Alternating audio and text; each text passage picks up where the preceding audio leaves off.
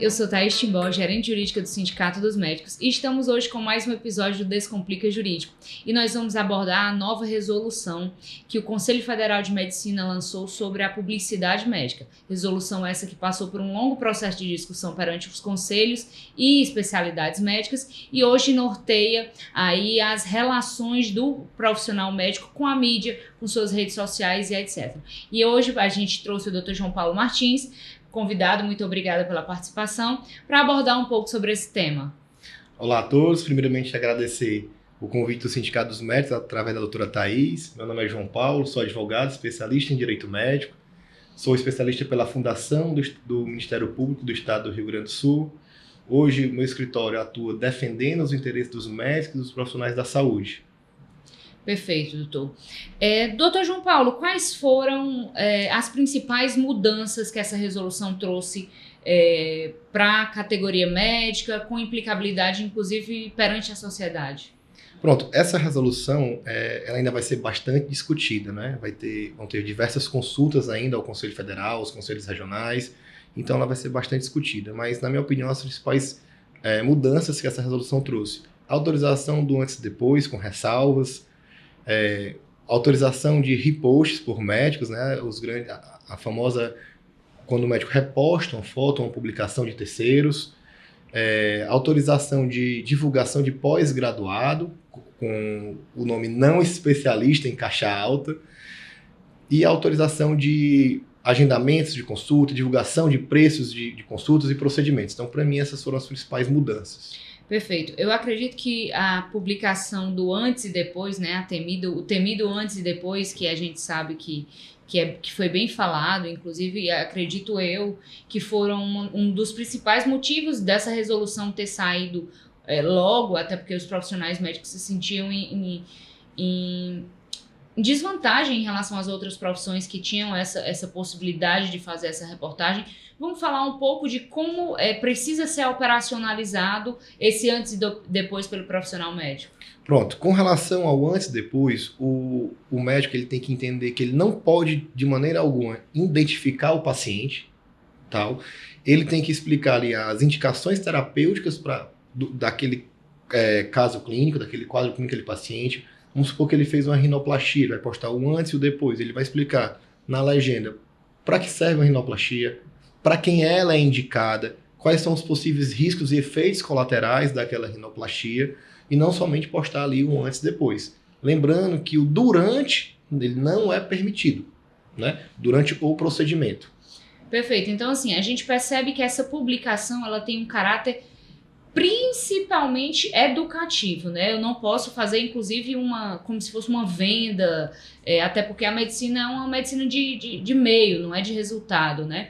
Então, assim, ela precisa observar ainda, não está simplesmente liberada a postagem do antes e depois. Eu preciso ainda seguir alguns parâmetros, não é isso? Parâmetros educativos, né? Lembrando que, de forma alguma, essa imagem ela pode ser manipulada. Você não pode usar um Photoshop ali na imagem depois para tentar melhorar. Tem que ser a imagem ali, a original.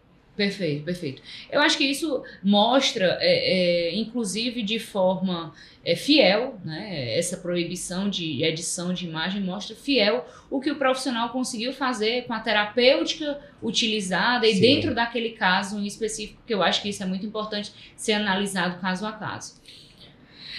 Outra mudança, né, é a possibilidade de mostrar o ambiente de trabalho. Qual é o seu entendimento sobre as vantagens que trouxe para o profissional médico? Pronto, o médico ele está sim liberado a divulgar o seu ambiente de trabalho, o seu dia a dia lá, o momento coach do médico, né? Mas se ele for utilizar imagem dos seus funcionários, da sua equipe, do seu corpo clínico, é muito importante que ele colha uma autorização de cada funcionário, autorizando o uso dessas imagens. Se o funcionário não quiser que a sua imagem seja veiculada, ele tem o direito de não veicular essa imagem, então o médico ele não vai poder veicular. Então é muito importante que o médico se resguarde, né, com esses documentos. Perfeito. Nós vivemos um mundo muito digital hoje, né, onde as postagens e as redes sociais, ela está norteando todas as atividades. E não menos, né, a atividade do meio médico também, em muitos momentos ela precisa, eu entendo que foi de certa forma com uma valorização, né, de eu poder mostrar quem faz parte do meu corpo clínico, que são profissionais inclusive capacitados.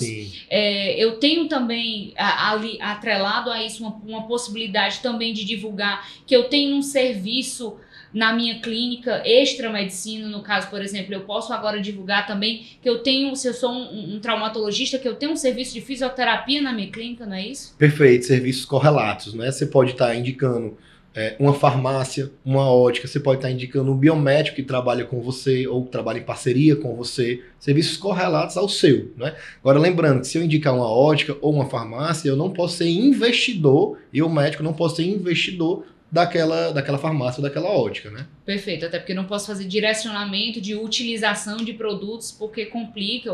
O objetivo do profissional é sempre a melhor terapêutica para o profissional e não a indicação de um produto que ele venha a ter alguma relação com ele, né? Perfeito, então. Doutor João Paulo, e a questão do especialista? Eu acho que isso é um pouco dúbio, tá? Hoje nós temos, na realidade da medicina, duas formas do profissional ser especialista. Desde que ele faça uma residência médica, tá? Que ele se submeta a um processo de residência médica que tem uma prova, ou que ele faça um curso de pós-graduação e se submeta a uma prova pela Associação Médica Brasileira, certo? Mas nós temos diversas pós-graduações, diversos cursos, sejam elas pós-graduação estrito ou lato sensu, e agora surgiu essa possibilidade de divulgação também desses cursos, não é isso? Perfeito. O primeiro ponto que a gente tem que entender, que não é o João Paulo que está falando, é a resolução que trouxe para o médico, o que é o especialista para o conselho. Especialista para o conselho é quem tem um RQE, ou seja, especialista igual a RQE. Isso quem está trazendo é a resolução, está lá nas definições. Então o médico hoje ele pode se divulgar como pós-graduado em determinada área, só que ele tem que colocar em caixa alta, não especialista, certo? Lembrando que não basta somente fazer um curso desse de pós-graduação e já se divulgar. Ele tem que ir até o seu conselho regional, cadastrar e registrar aquele diploma, aquele certificado que ele recebeu da pós-graduação, e aí ele vai receber uma declaração do conselho, sem número de RQE, dizendo que ele tem aquela pós-graduação. Perfeito. Então, assim, eu acho que isso é algo que vai gerar ainda muitas discussões, porque de certa forma, para a categoria médica, para o público médico, eu acho que isso é fácil de ser identificado, né, dentre os profissionais, e inclusive as formas como eu posso galgar esse título de especialista, mas eu acho que para a população, e eu acho que esse ponto da resolução específica, ele tem um viés educativo para a população em geral, para mostrar quando o profissional médico ele é especialista ou não. Inclusive, uma das formas que eu tenho de identificar o meu profissional é fazer uma busca, né, no próprio site dos conselhos, pelo nome do médico, pelo CRM dele, e eu vou identificar se ele é especialista, se ele possui RQE ou não.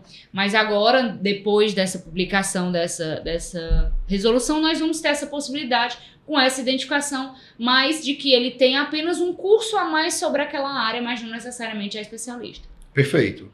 O médico ele vai poder sim se divulgar como pós-graduado, né, em determinadas áreas, mas vai ter que colocar lá como não especialista. E eu concordo, realmente, para a população é muito difícil identificar isso. Você vai postar lá, você vai publicar lá uma matéria, ou vai colocar na sua bio do Instagram: sou pós-graduado em dermatologia, não especialista. Para o público em geral identificar isso, entender isso, vai ser muito difícil.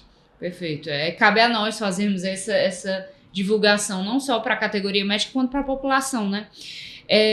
Doutor João Paulo, o outro ponto, né, dentre essas questões que foram abordadas, foi a questão da precificação da consulta, que agora foi permitida. Perfeito. A divulgação do preço da consulta, a negociação de valores prévias à consulta também está liberada. Agora, lembrando que o médico ele não pode praticar em nenhuma hipótese a concorrência desleal, a autopromoção de forma também desleal. O que seria a concorrência desleal? Consulta grátis, consultas a R$5 no meu consultório. Isso, no meu entendimento, é um tipo de concorrência desleal. E ela continua proibida. Perfeito, perfeito. A resolução traz muito, mostrando o que é sensacionalismo, o que é concorrência desleal. Isso é muito interessante das pessoas entenderem essa resolução. A gente está abordando aqui os principais pontos, mas nós temos ainda alguns outros artigos que carecem de ser analisados por esses profissionais. E, doutor João Paulo, qual é o seu entendimento? O que você acha do impacto dessa questão da possibilidade de precificação dentro da realidade do meio médico?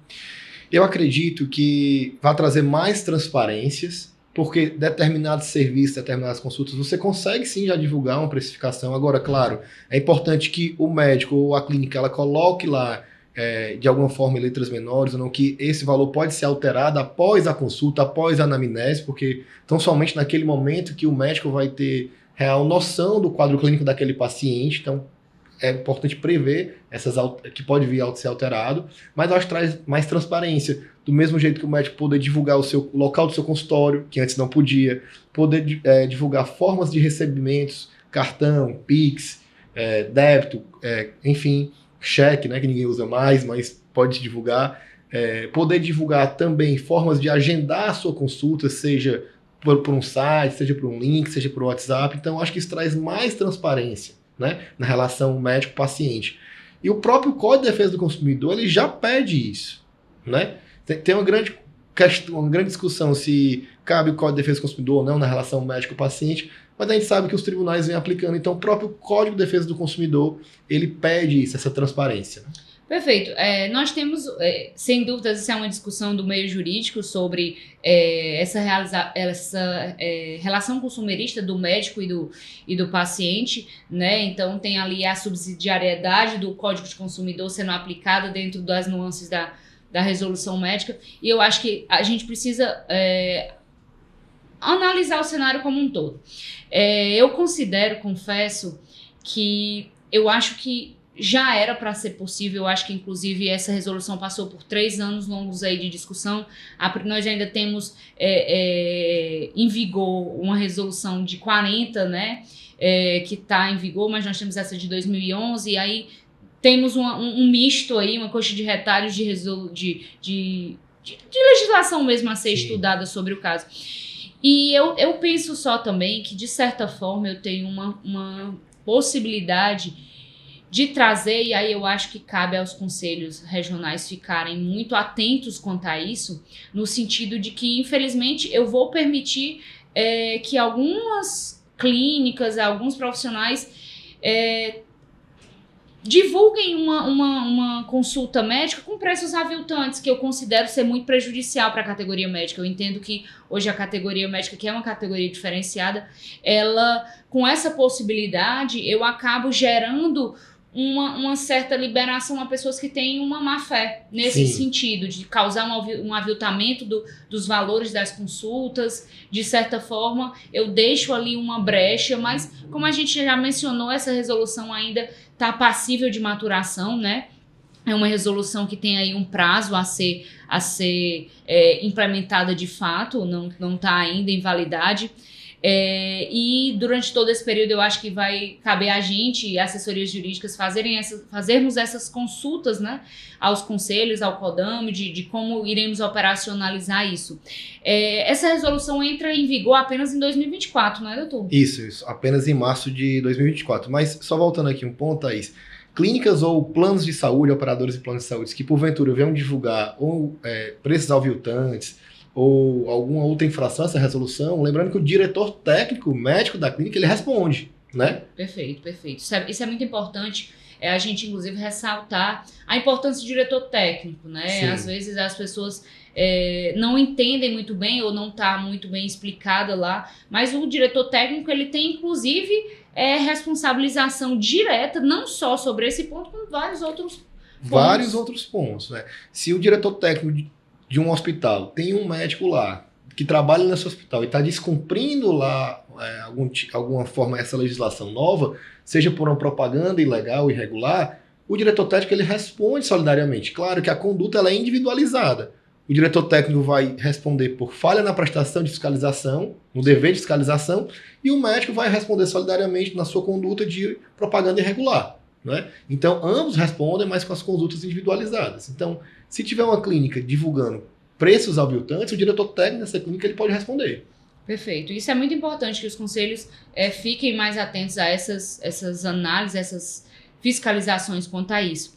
E, doutor João Paulo, eu acredito que a gente viu, saiu no Diário Oficial dia 13, essa resolução causou um grande burburinho nas redes sociais, no mundo médico e jurídico como um todo, e a gente viu várias discussões sobre o assunto, mas assim, lembrando que essa legislação ela ainda não está em vigor, tá? Ela entra apenas em março de 2024, como o doutor João Paulo bem falou, e que nós ainda não estamos possibilitados, por exemplo, de soltar um antes e depois, de divulgar cursos de pós-graduação. Doutor, quais seriam as implicações para esses profissionais que, por algum motivo, seja desconhecimento ou não, comecem a utilizar dessas permissões que a resolução trouxe?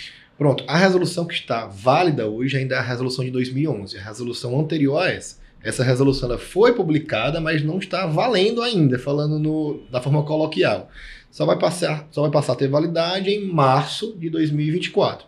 Então, se algum médico já começar a publicar antes e depois, divulgação de preços de consultas, que vai ser permitida essa resolução, ele vai responder pela resolução que está vigente, que proíbe.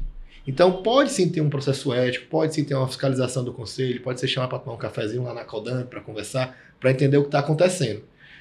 Inclusive, eu sugiro que processos sindicantes, processos éticos que estejam em vigor em decorrência de um antes e depois, ou de algo que vai ser permitido, que o advogado do médico ou da médica, ele atravessa uma petição pedindo a suspensão desses processos éticos.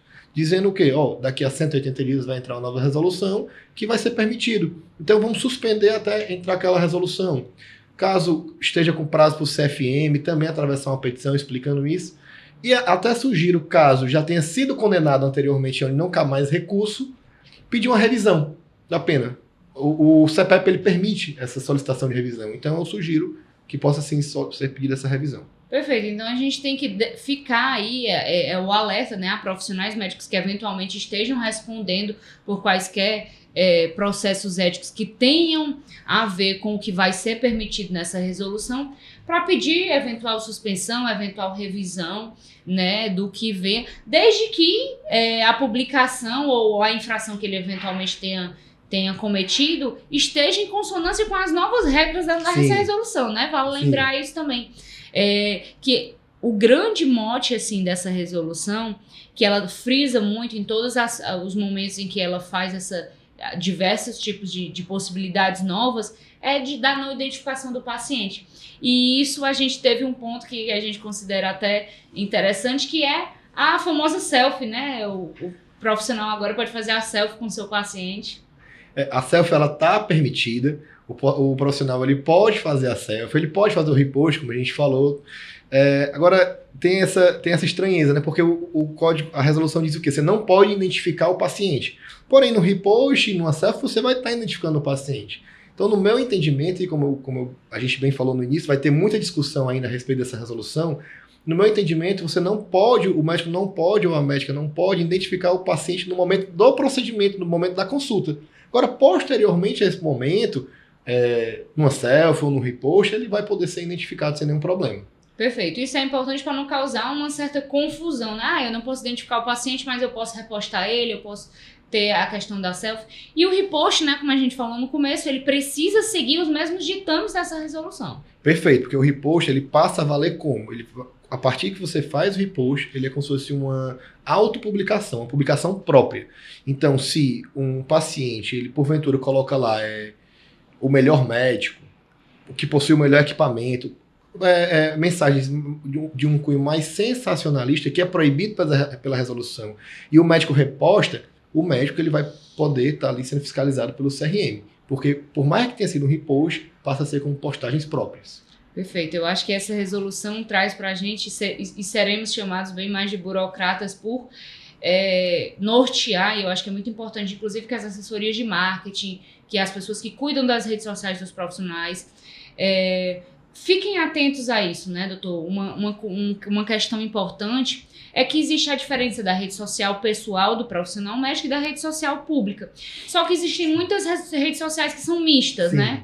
Então, qual é o cuidado que o profissional precisa ter quanto a essa questão da individualização da rede social? Pronto, perfeito. A rede social do médico, se ela for pessoal, não precisa ter nada. Ela é pessoal. Agora, se o médico, ela é pessoal, mas ali ele vai e posta uma foto dele no dia a dia. É pessoal, mas ele vai e posta uma foto dele ali no centro cirúrgico. Ela não é pessoal, ela é mista. Então ela tem que seguir a regra da resolução.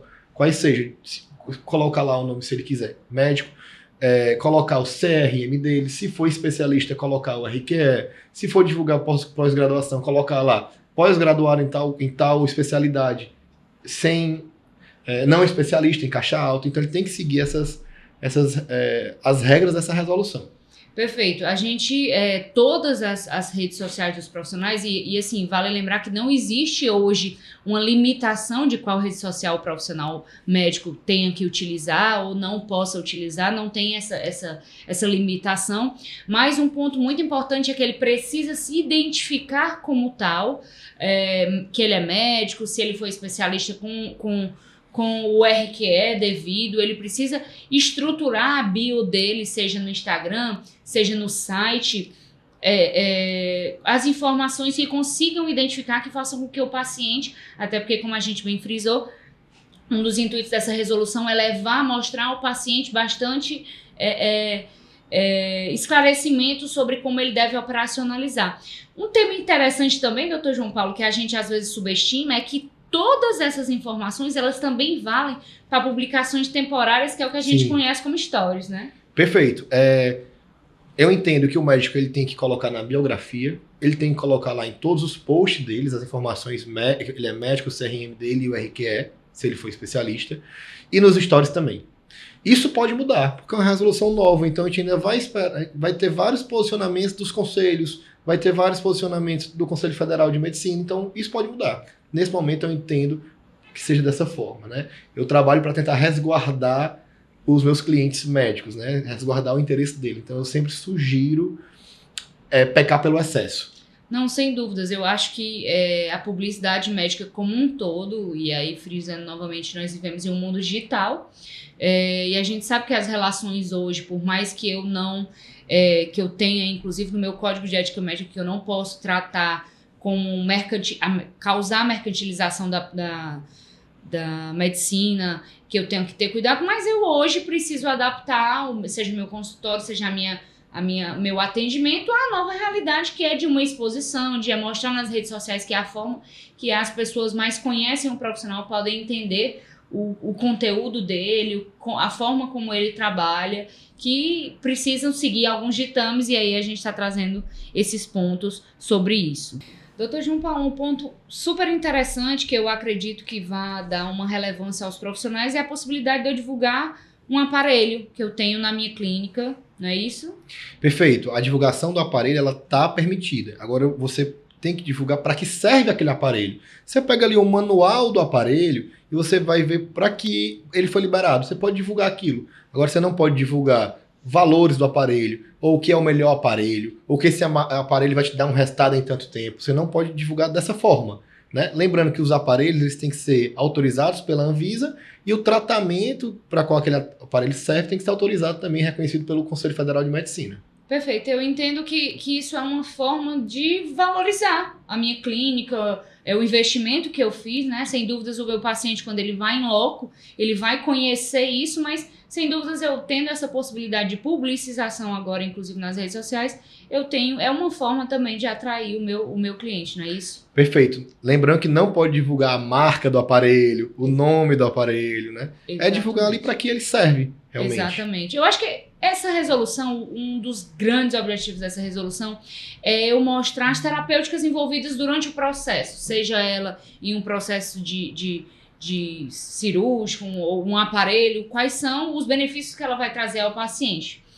Eu tenho um ponto que ele é bem curioso. Como é que eu vou agir? Como é que a pessoa, o profissional que tem revalida, deve agir perante essa resolução nas redes sociais? Pronto. Se o profissional que veio do Revalida ou o outro médico que não veio do Revalida quiser postar o seu currículo, o profissional que veio do Revalida, ele não vai poder postar somente a instituição que revalidou.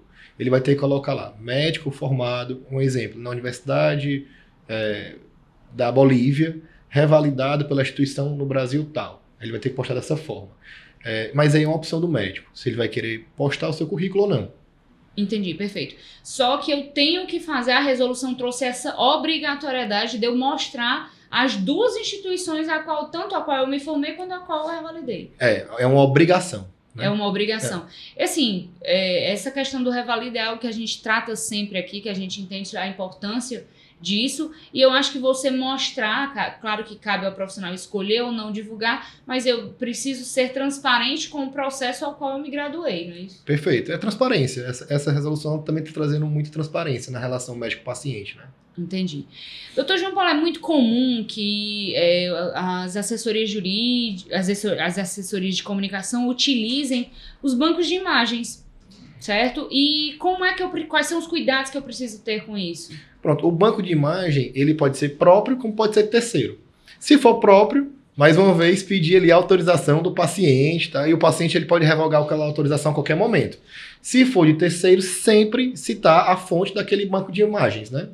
Sim, sem dúvidas. Eu acho que essa questão da autorização do paciente, às vezes você quer postar, seja a sua clínica, seja o seu corpo clínico, os seus técnicos, enfermeiros, etc. É muito importante que o profissional seja instruído a ponto de que ele precisa ter essa autorização do uso de imagens, certo? Isso pode ter implicações não só na esfera, na verdade, não na esfera dos conselhos, e sim judicialmente. As pessoas que eventualmente se sintam ofendidas ou se sintam coagidas de certa forma a terem sua imagem publicitada, ela pode, em um eventual momento, questionar, juridicamente falando, caso o profissional não tenha esse resguardo, né? E mais uma vez, é um dos objetivos dessa resolução, que é resguardar o profissional das atitudes dele perante as redes sociais. Perfeito. Inclusive, o profissional pode estar infringindo ali algum artigo, inclusive da própria LGPD, né?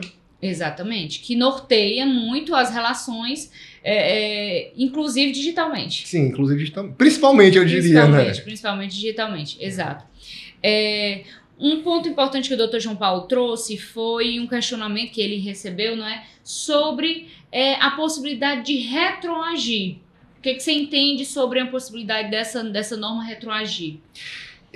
No meu entendimento, essa norma ela vai poder sim retroagir pela efetividade benéfica da legislação. Ou seja, se você está, como a gente até falou sobre isso, se você tem algum processo ético tramitando por um antes e depois, que não é permitido hoje, porque a nova resolução não está válida ainda, quando ela vier a ficar válida, ela pode retroagir. Bem como em penas que já transitaram, vamos dizer assim, que já não cabe mais recurso, você pode pedir ali a revisão. Então, na minha opinião, essa nova legislação ela vai sim poder retroagir. Perfeito, doutor João Paulo. Doutor João Paulo, muito obrigada pela sua participação. Eu acho que é um tema muito relevante para a categoria médica, que a gente precisa falar sobre. Eu acho que nós ainda vamos ter esses 180 dias aí de muita análise, de muitos questionamentos perante o CODAME, perante os conselhos regionais e federais. E eu agradeço esses esclarecimentos que o senhor veio prestar. A casa está à disposição, sempre que precisar, que tiver um tema que nós entendemos ser relevante, de nós debatermos e levar tanto para a categoria médica quanto para a população em geral um conhecimento. Perfeito, também gostaria de agradecer mais uma vez o convite do Sindicato Médico através da doutora Thaís. Muito feliz de estar aqui compartilhando esse conhecimento, discutindo e também me colocando à disposição para o que for preciso e necessário. Perfeito. E você, médico, que eventualmente ainda tenha ficado com alguma dúvida a respeito não só dessa resolução, quanto de outros temas que envolvem o exercício da profissão médica, o Sindicato dos Médicos, nosso jurídico, está à disposição. Nos procurem, tem nossas redes sociais, nossos contatos. Nós estamos sempre à disposição para tirar quaisquer dúvidas que vocês tenham, para auxiliar e ajudar na simplificação do exercício diário da medicina. Obrigada.